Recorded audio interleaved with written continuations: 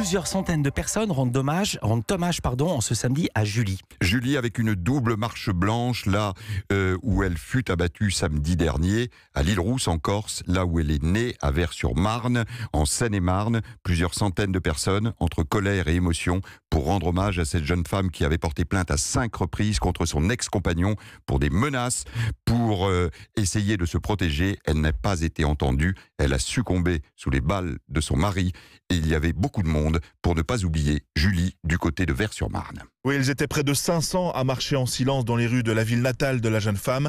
En tête, son amie Céline qui porte un t-shirt à l'effigie de Julie.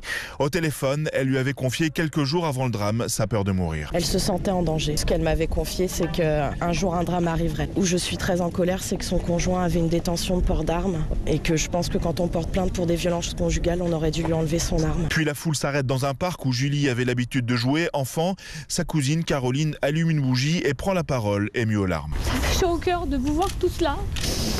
Et j'espère qu'elle reposera en paix et qu'on sera là pour s'occuper de ses enfants. Merci. La comédienne Muriel Robin est là, en tête de cortège.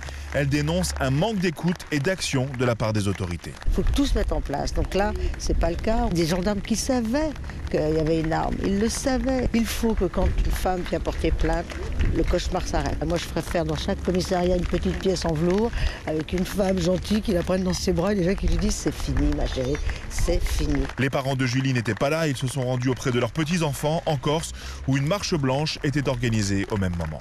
Un reportage signé Mathieu Bock et l'ex-compagnon de Julie, un homme âgé de 42 ans, s'était spontanément présenté devant les gendarmes.